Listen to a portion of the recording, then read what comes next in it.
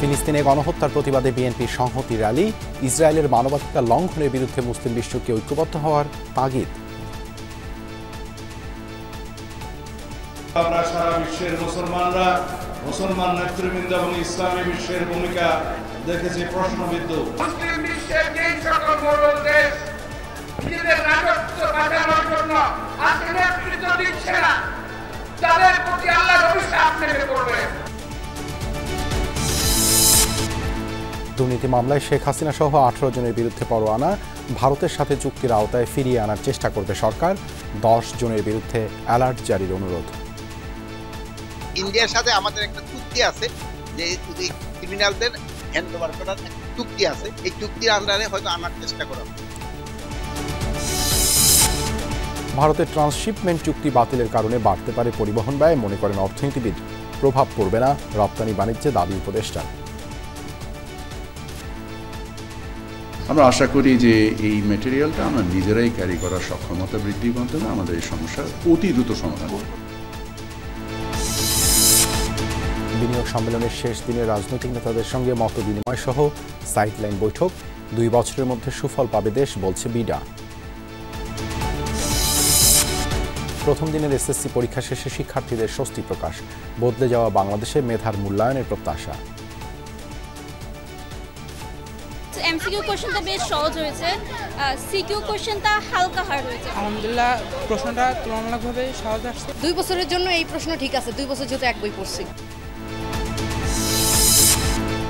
পূর্বাঞ্চল রেল পথে সক্রিয় তেল চোর চক্র, রেলওয়ে পুলিশের অভিযানে 230 লিটার জব্দ, রেলের চালক পরিচালক সহ 8 জনের বিরুদ্ধে মামলা। আমাদের দেখে দ্রুত গতিতে স্যার জায়গায়, অথচ স্যার একটু আগে কিন্তু তার কি ছিল, ইঞ্জিন মানে স্টপ করা ছিল, লাইট অফ, সাথে সাথে সেই ইঞ্জিনের গতি বাড়িয়ে দ্রুত ঘটনাস্থল ত্যাগ করে। ইসরায়েলি গণহত্যার প্রতিবাদ এবং ফিলিস্তিনিদের প্রতি সংহতি জানিয়ে ঢাকায় র্যালি করেছে বিএনপি। বিপুল সংখ্যক নেতাকর্মী তাতে যোগ দেয়। র্যালি পূর্ব সমাবেশে নেতারা বলেন, ইন্দো মার্কিন সমর্থনের কারণে ফিলিস্তিনি জনগণ গণহত্যার শিকার হচ্ছে। অন্তর্বর্তী সরকারের নিরাপত্তা নিয়ে প্রশ্ন তুলে কার্যকর ভূমিকা রাখার আহ্বান জানিয়েছেন বিএনপির শীর্ষ নেতারা। তারা বলছেন, জাতিসংঘের কোনো সিদ্ধান্তই তোয়াক্কা করছে না গণহত্যা চালানো ইসরায়েল। বিশ্ব মুসলিমকে একাট্টা হয়ে কার্যকর ভূমিকা রাখার আহ্বান জানান বিএনপি নেতারা।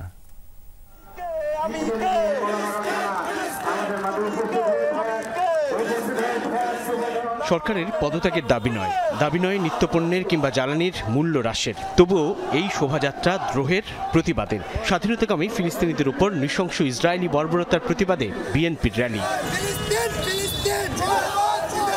হাতে হাতে ফিলিস্তিনি পতাকা, প্লেকার্ডে আর গলায় স্কার্ফে ফিলিস্তিনবাসীর প্রতি সংহতি জানালেন দলের ঢাকা মহানগর উত্তর ও দক্ষিণের নেতাকর্মীরা।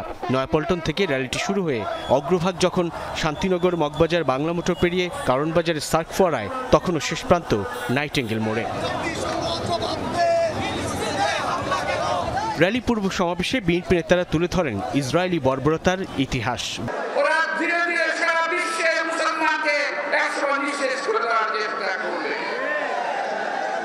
মুসলিম বিশ্বের যে সকল বড় দেশ নিজেদের রাজত্ব বাঁচানোর জন্য, নিজেরা বেঁচে থাকার জন্য আজকে নেতৃত্ব দিচ্ছে না, তাদের প্রতি আল্লাহর অভিশাপ নেমে পড়বে।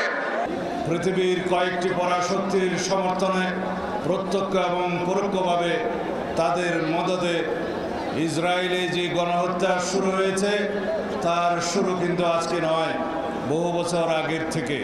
কিন্তু আমরা সারা বিশ্বের মুসলমান নেতৃবৃন্দ এবং ইসলামী বিশ্বের ভূমিকা দেখেছি প্রশ্নবিদ্ধ। সব মুসলিম দেশকে ঐক্যবদ্ধভাবে ভূমিকা রাখার আহ্বান জানান বিএনপি নেতারা। সরকারের মনোভাব ফিলিস্তিনি সম্পর্কে আমরা কোনো আওয়াজ এখনো কেন পাইলাম না? আমাদের দেশে অনেক বুদ্ধিমান লোক আছে, সুশীল সমাজ আছে, 300-500 জনের বিবৃতি বিভিন্ন সময় পেয়ে থাকি। আমি এই শ্রেণীর বুদ্ধিজীবীদেরকে এখনো ফিলিস্তিনের পক্ষে তাদের কোনো সাড়া মিলছে না কেন? ইসরায়েলি প্রতিষ্ঠান বলে কিছু কিছু জায়গা আক্রমণ করা হচ্ছে, সেখান থেকে কিছু জিনিস লুটপাট করা হচ্ছে। আমরা যেটা বর্জন করতে চাই সেটা কেড়ে নেওয়ার চেষ্টাও কিন্তু অপরাধ। ক্ষমতাচ্যুত আওয়ামী লীগ সরকার ইসরায়েলি আড়ি পাতার যন্ত্র কিনে ইসরায়েলকে পরোক্ষভাবে সমর্থন দিয়েছে বলেও অভিযোগ করেন বিএনপি নেতারা।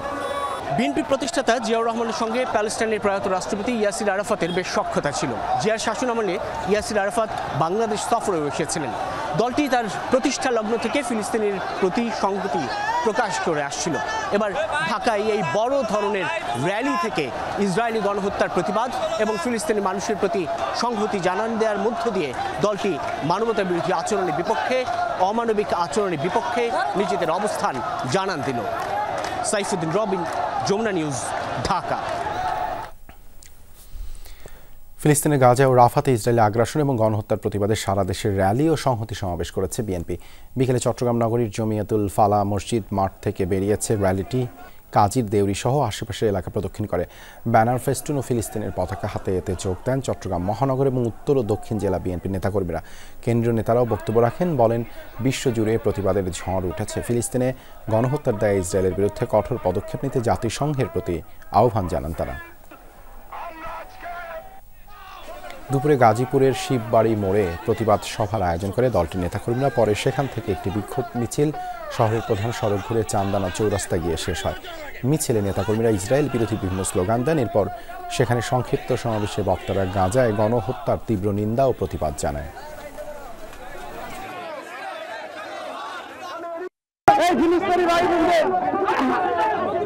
অত্যাচার, নির্যাতন, বোমা হামলা, নিহত সকলের প্রতি গভীর সমবেদনা জ্ঞাপন করছি।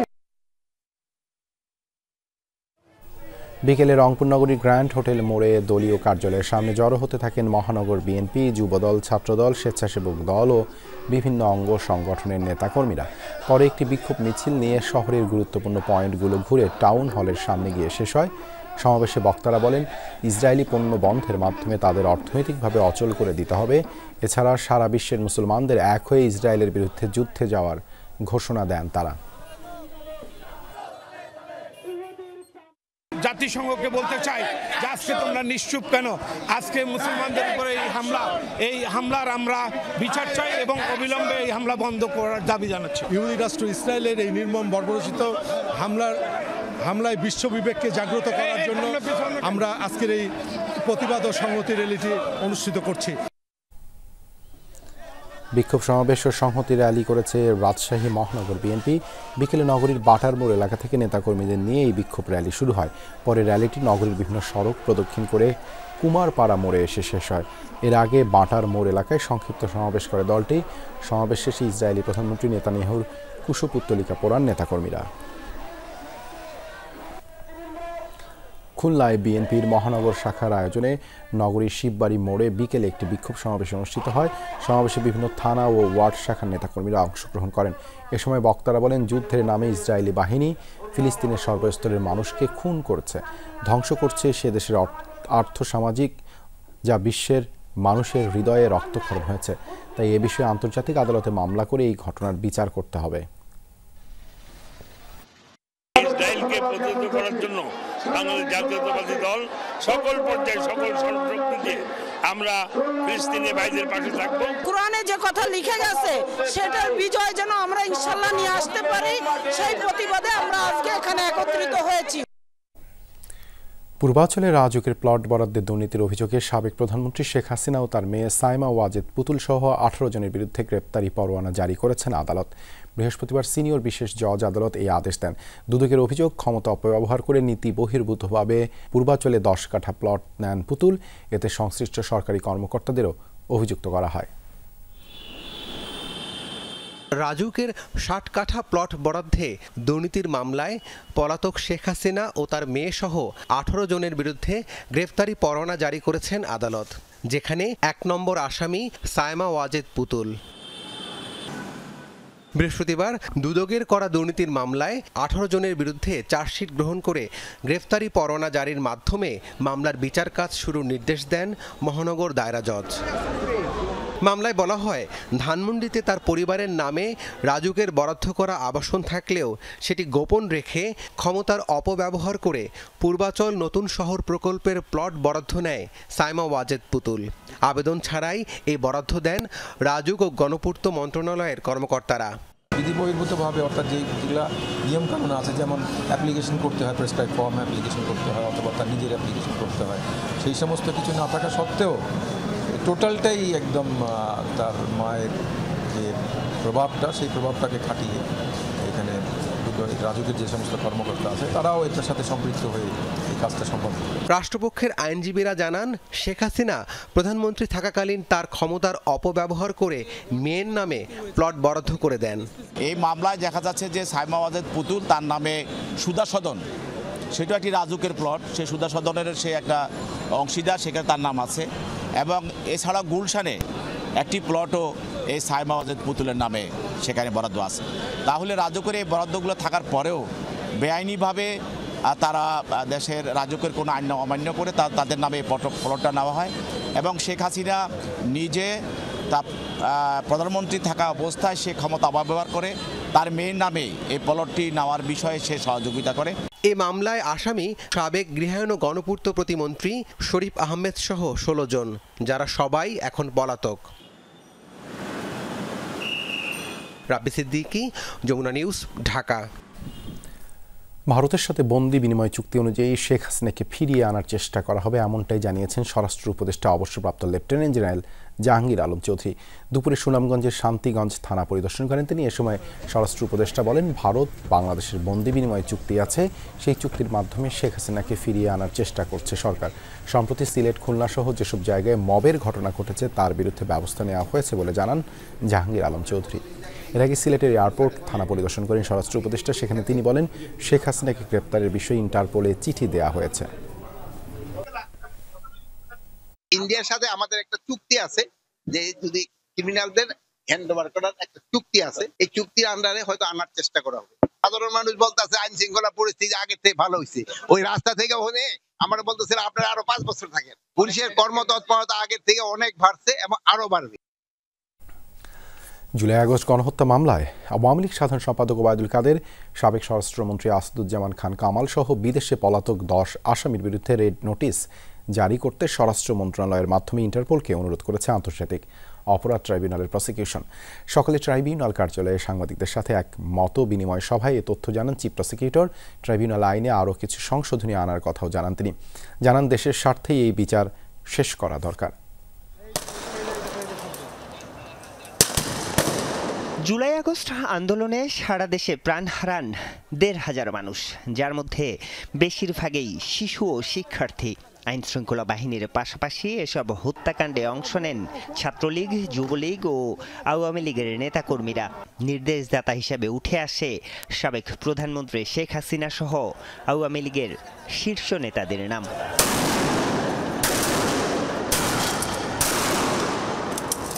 সরকার পতনের পর দেশ ছেড়ে পালিয়ে যান শেখ হাসিনা সহ বেশিরভাগ শীর্ষ নেতা।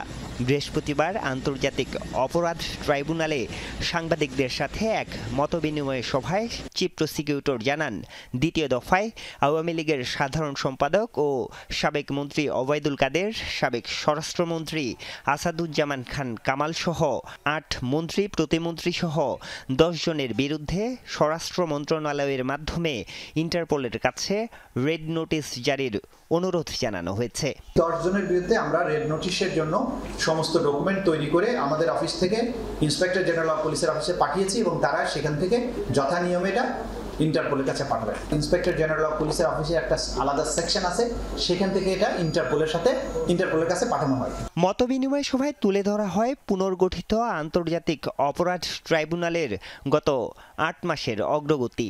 বিচার কাজ সুষ্ঠুভাবে সম্পূর্ণ করতে আগামী সপ্তাহের মধ্যে ট্রাইব্যুনাল আইনে আরও কিছু সংশোধনী আনা হবে বলে জানান চিফ প্রসিকিউটর। বিচার প্রক্রিয়াকে স্মুথ করার জন্য যে সমস্ত জায়গায় নেসেসারি অ্যামেন্ডমেন্ট দরকার সেগুলোকে একসাথে আইডেন্টিফাই করে রুলস অফ প্রসিডিওর অ্যামেন্ডমেন্ট হবে এবং এটার জন্য কোনো অর্ডিন্যান্স জারির প্রয়োজন হবে না।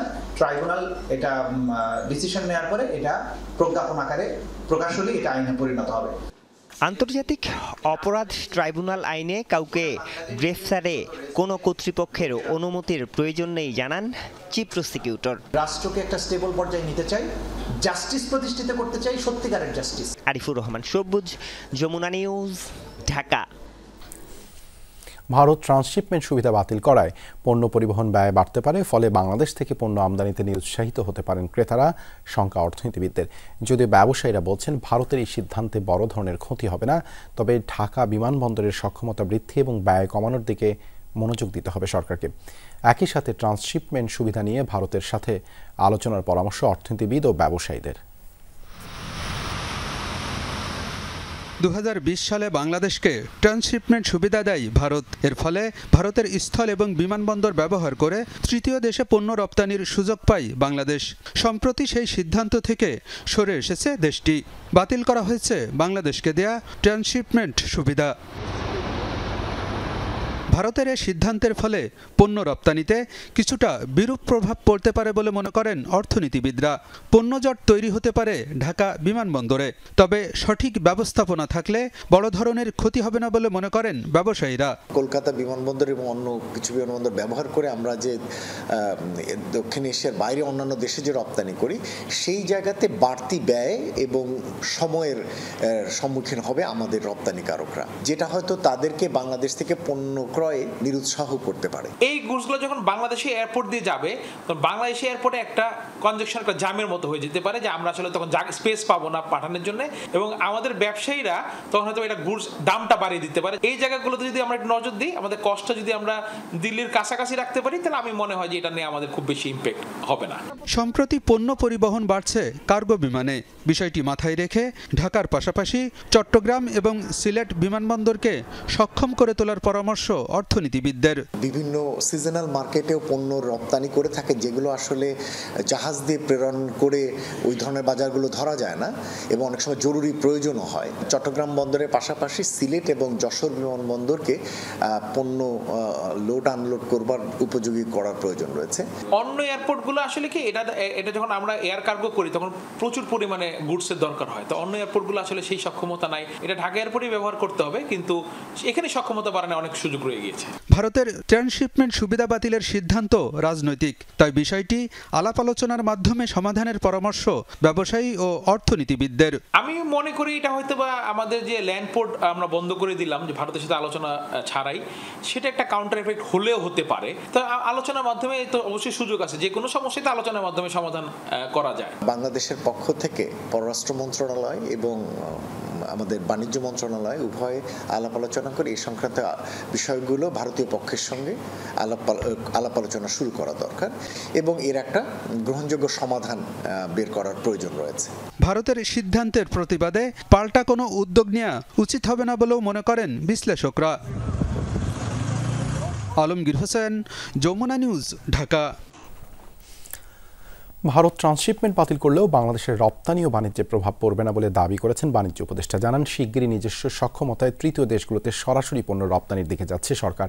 ভারতের সিদ্ধান্তের জবাবে বাংলাদেশও তাদের ট্রান্সশিপমেন্ট বাতিল করবে কিনা জানতে চাইলে উপদেষ্টা জানান, এটি তার বিষয় নয়।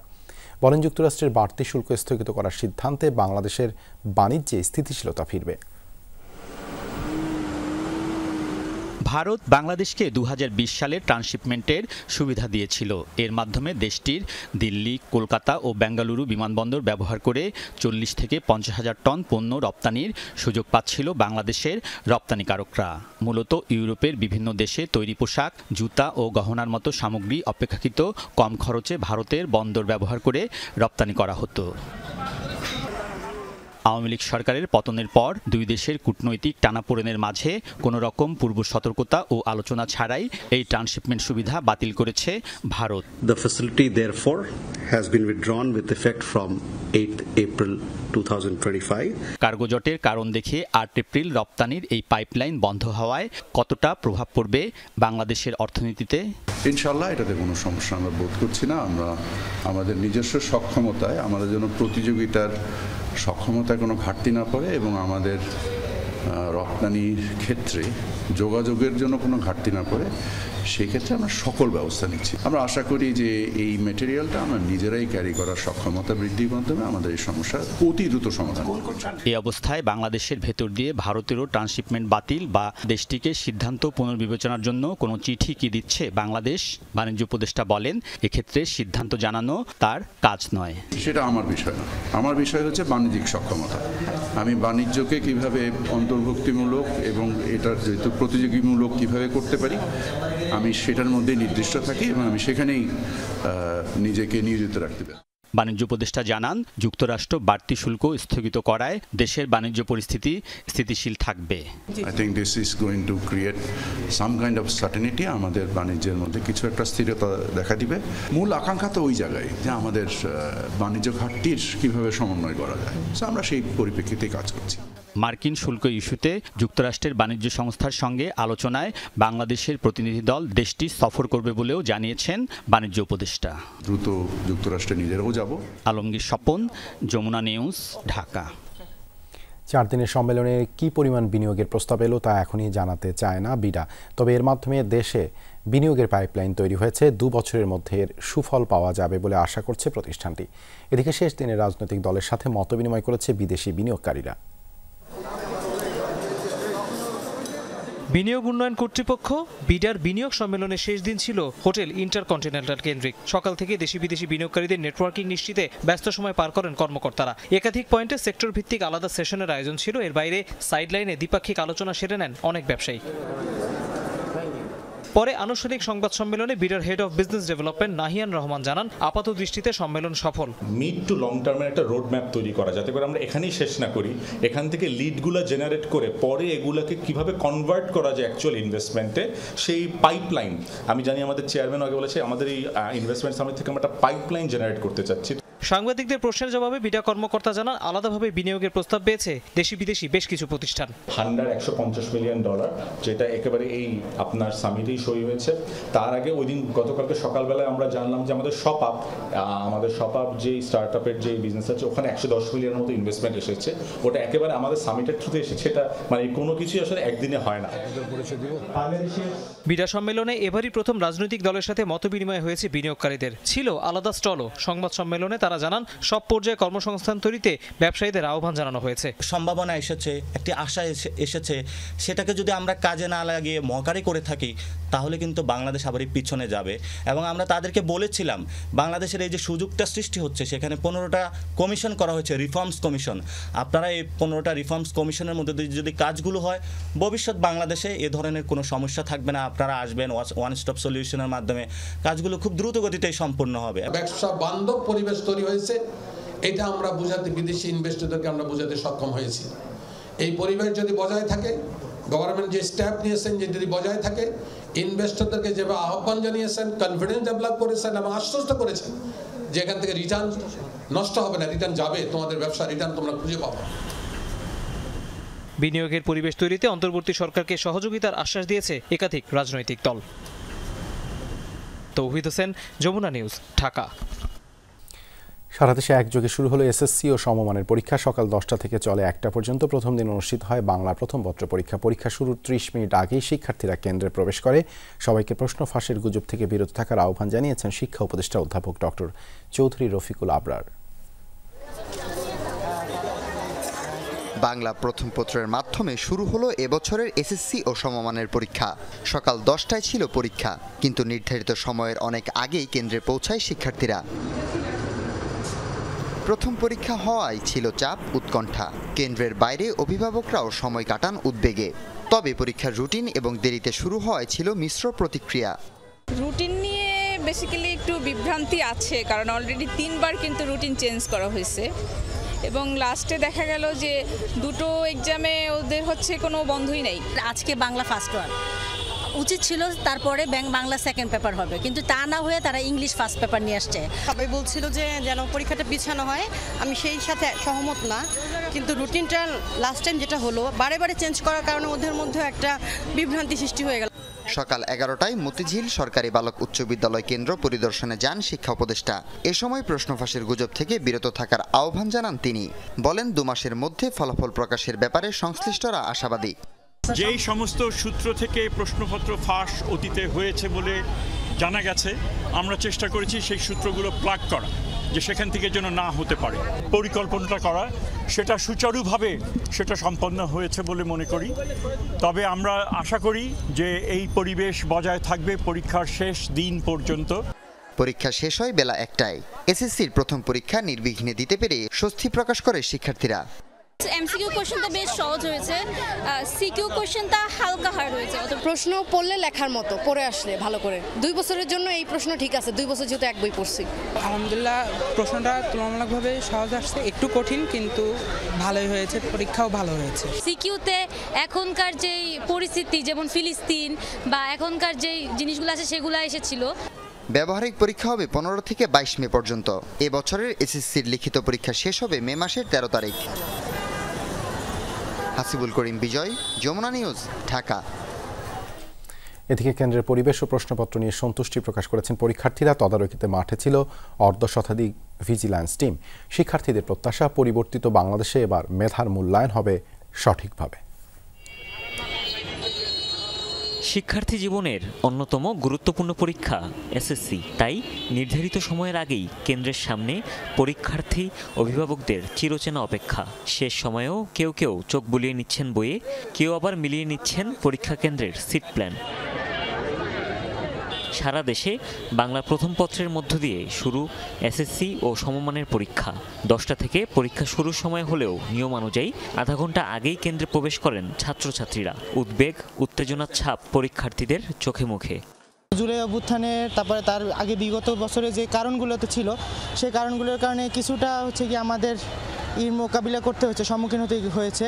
হ্যাঁ, কিন্তু পরবর্তীতে যখন স্কুল কলেজগুলো খুললো তখন আমরা আমাদের প্রিপারেশনটা ঠিকমতো গুছিয়ে নিতে পারছি। পরীক্ষা তো ফেব্রুয়ারিতে হওয়ার কথা ছিল, সেখানে এপ্রিলে হচ্ছে। সব মিলিয়ে আলহামদুলিল্লাহ। গণ অভ্যুত্থানের পর এটি প্রথম পাবলিক পরীক্ষা। মাঝে সরকার, শিক্ষা কার্যক্রম, রাজনৈতিক ও সামাজিক পট পরিবর্তনের মধ্য দিয়ে গেছে দেশ। এত সবের মাঝে পূর্ণ সিলেবাসে পরীক্ষা। তবে সময়সীমা বৃদ্ধি হওয়াতে প্রস্তুতিতে ছিল না কমতি। এবার মেধার মূল্যায়ন হবে এমনটাই প্রত্যাশা সবার। কোশ্চেন মোটামুটি হার্ড ছিল, বাট কমন পড়ে এসেছিলাম, যেগুলো পড়ে এসেছিলাম ওইসব এসেছিল। সবকিছুই মোটামুটি ভালোই ছিল, আর গার্ডরাও অনেক সব দিকে খেয়াল রাখছিল, আর এক্সামও ওরকমই যেরকমটা আশা করেছিলাম ওরকমই হয়েছে। মোটামুটি ধরে 90 মার্কের অ্যান্সার দিয়েছি, কিন্তু কোনটা ঠিক সেটা বলতে পারলাম না। সুষ্ঠুভাবে পরীক্ষা গ্রহণে কেন্দ্রগুলোতে তৎপর ছিলেন শিক্ষক ও শিক্ষা কর্মকর্তারা। গাজীপুরে কেন্দ্রে অবহেলার দায়ে 4 শিক্ষককে দায়িত্ব থেকে দেয়া হয়েছে অব্যাহতি। শিক্ষার্থীরা একটু শব্দ করতেছিল, এই কারণে তাদেরকে দায়িত্ব থেকে অব্যাহতি দেওয়া হয়েছে। আমার বোর্ডের 16টা টিম ভিজিলেন্স হিসাবে কাজ করবে। 16টা টিমের মধ্যে বরিশাল জালকাঠির জন্য 11টা টিম, আর প্রতি জেলায় যে 5টি জেলা থাকে তার জন্য 5টা টিম। এসএসসির লিখিত পরীক্ষা শেষ হবে 13 মে। 15 থেকে 22 মে পর্যন্ত চলবে ব্যবহারিক। প্রথম দিনের মতোই বাকি দিনের পরীক্ষা ভালো হোক, এমনটাই প্রত্যাশা শিক্ষার্থীদের। হুমায়ুন রশিদ, যমুনা নিউজ। জাপানে দক্ষ জনশক্তি রপ্তানির লক্ষ্যে প্রবাসী কল্যাণ ও বৈদেশিক কর্মসংস্থান মন্ত্রণালয়ের সাথে সমঝোতা স্মারক করেছে জাপানের আন্ডোরা ইউজার রান ইনকর্পোরেটেড। দুপুরে প্রবাসী কল্যাণ ও বৈদেশিক কর্মসংস্থান মন্ত্রণালয়ে এক অনুষ্ঠানে উপদেষ্টা ডক্টর আসিফ নজরুল বলেন, এই সমঝোতা স্মারকের মাধ্যমে প্রবাসে দক্ষ কর্মীদের যাওয়ার সুযোগ আরও সম্প্রসারিত হলো। তিনি আরও জানান, এর মাধ্যমে প্রবাসে গমনেচ্ছুরা বিনামূল্যে জাপানি ভাষা ও কারিগরি বিষয়ে প্রশিক্ষণের সুযোগ পাবে। এমনকি প্রতিষ্ঠানটি বিনা অভিবাসন ব্যয়ে জাপানে কর্মসংস্থানের ব্যবস্থা করবে। ইতিমধ্যে টিআইটিপি প্রোগ্রামের আওতায় গেল 7 বছরে 695 জন টেকনিক্যাল ইন্টার্ন জাপান গমন করেছে বলেও জানান আসিফ নজরুল। জাপানি প্রতিষ্ঠানটির পরিচালক বলেন, জাপান তরুণ, যোগ্য এবং কর্মদক্ষ লোকবল নিতে চায়। এই সমঝোতা স্মারকের মাধ্যমে বাংলাদেশ থেকে যথাযথ লোকবল নিয়োগ পাওয়ার বিষয়ে আশাবাদ জানান উপদেষ্টা। Ondera Users Run Inc. এটা বাংলাদেশে যারা বাংলাদেশ থেকে যারা জাপানে যেতে চায় কর্মী, তাদেরকে বিনামূল্যে প্রশিক্ষণের ব্যবস্থা করবে, সনদ দেওয়ার ব্যবস্থা করবে এবং বিনা অভিবাসন ব্যয়ে জাপানে কর্মসংস্থানের সুযোগ দেওয়া হবে। এবং এখানে যে ট্রেনিংটা হবে সেটা শুধু কারিগরি ট্রেনিং না, জাপানি ভাষা ট্রেনিংও হবে। বাংলাদেশের নাম পরিবর্তন করে জনকল্যাণ রাষ্ট্র করার প্রস্তাব দিয়েছে ইসলামী আন্দোলন বাংলাদেশ। দুপুরে জাতীয় সংসদ ভবনের জাতীয় ঐক্যমত্য কমিশনে ইসলামী আন্দোলনের 6 সদস্য একটি টিম প্রস্তাবনা জমা দিতে আসেন। এ সময় দলটির প্রেসিডিয়াম সদস্য আশরাফ আলী আকন্দ জানান, শুদ্ধাচার, পিআর পদ্ধতিতে নির্বাচন সহ 4টি প্রস্তাবনা জমা দেওয়া হয়েছে।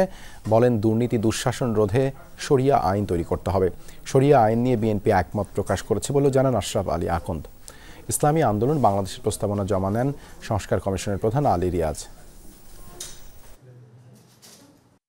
শুদ্ধাচার, জবাবদিহিতা, শরিয়া আইন, তারপর হলো পিআর পদ্ধতি, এই 4টা মৌলিক প্রস্তাব আমরা দিয়েছি। বাংলাদেশের নামটা আমরা বলছি, বাংলাদেশটা বলছি people's welfare state of Bangladesh, একটা জনকল্যাণ রাষ্ট্র।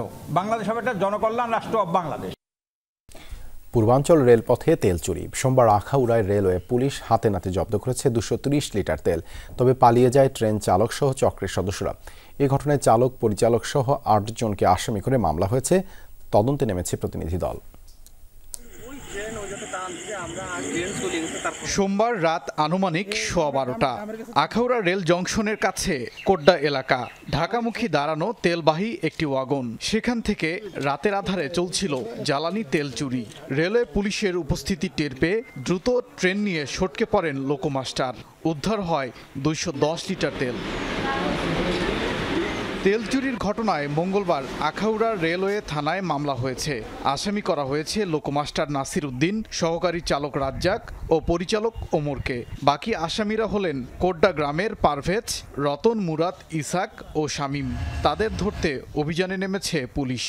ট্রেন আপনার যখন গ্রিন লাইন থাকে সে কোথাও থামার কথা না, অথচ ট্রেনটা থামানো, তখনই আমাদের সন্দেহটা আরও প্রবল হয়। আমরা স্পটে যাই, তখন যেটা এলেন আমাদের দেখে দ্রুত গতিতে জায়গায়, অথচ একটু আগে কিন্তু তার কি ছিল, ইঞ্জিন মানে স্টপ করা ছিল, লাইট অফ, সাথে সাথে সেই ইঞ্জিনের গতি বাড়িয়ে দ্রুত ঘটনাস্থল ত্যাগ করে।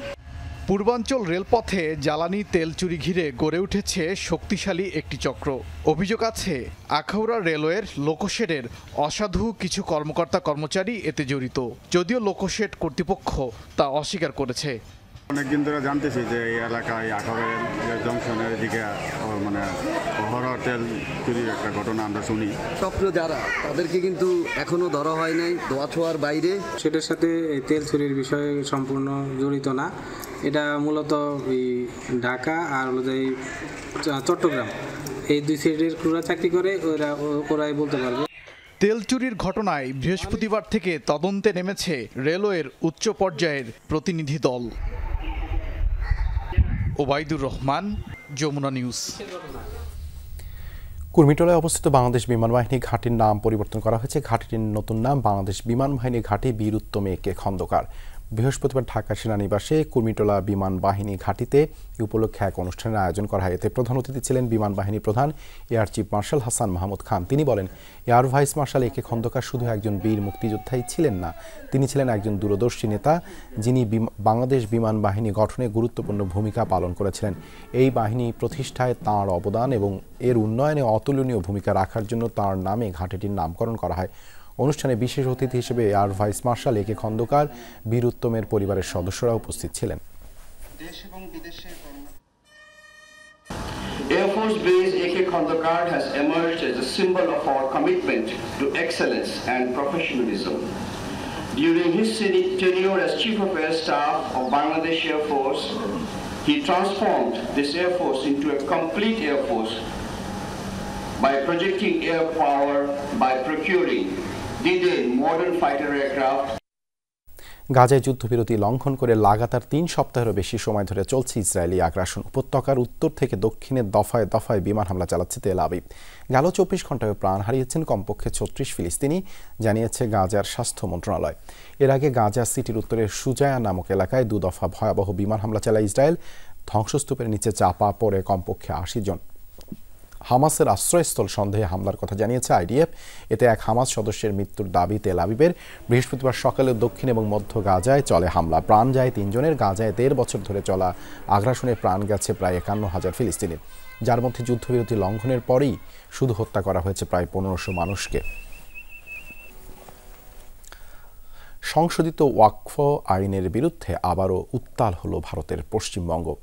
বিতর্কিত আইনের প্রতিবাদে ব্যাপক বিক্ষোভ সমাবেশ হয় বিভিন্ন স্থানে। বৃহস্পতিবার কলকাতায় এ সমাবেশ আয়োজন করে জমিয়ত উলামায়ে হিন্দ। সভাপতিত্ব করেন দলটির রাজ্য সভাপতি সিদ্দিকুল্লাহ চৌধুরী। কলকাতার রামলীলা ময়দানে এই প্রতিবাদ সভায় ঢল নামে মানুষের। এর জেরে অচল হয়ে পড়ে শহরের কেন্দ্র, বন্ধ হয়ে যায় বেশ কয়েকটি গুরুত্বপূর্ণ সড়ক। পশ্চিমবঙ্গের বিভিন্ন জেলায় আইনশৃঙ্খলা পরিস্থিতির অবনতির কারণে জারি করা হয় 163 ধারা। ভারতে ওয়াকফ আইনের প্রতিবাদে বেশ কিছুদিন ধরেই মণিপুর, গুজরাট, তামিলনাড়ু, কর্ণাটক সহ বিভিন্ন রাজ্যে চলছে বিক্ষোভ সমাবেশ।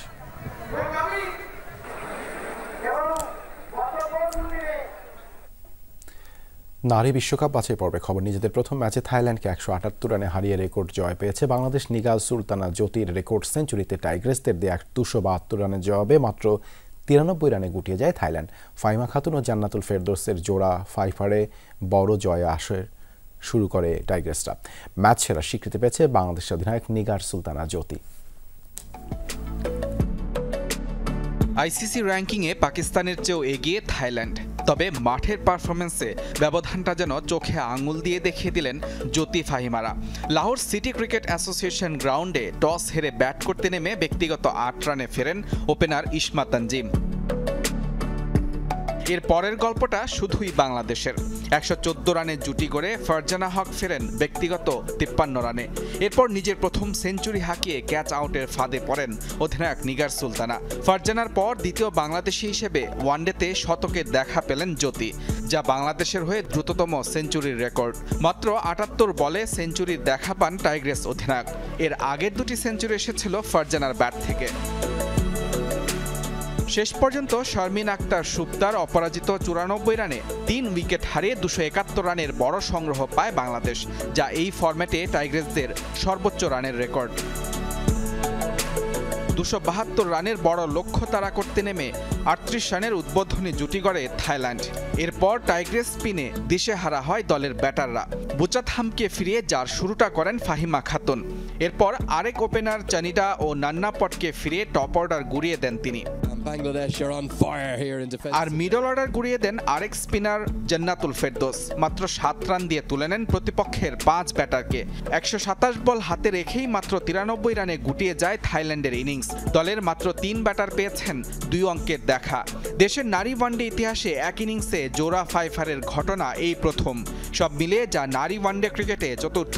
178 রানের রেকর্ড জয়ে আসর শুরু বাংলাদেশের। আর রেকর্ড সেঞ্চুরিতে ম্যাচ সেরার পুরস্কার পেলেন নিগার সুলতানা জ্যোতি। মুজরিবিন তারেক, যমুনা স্পোর্টস।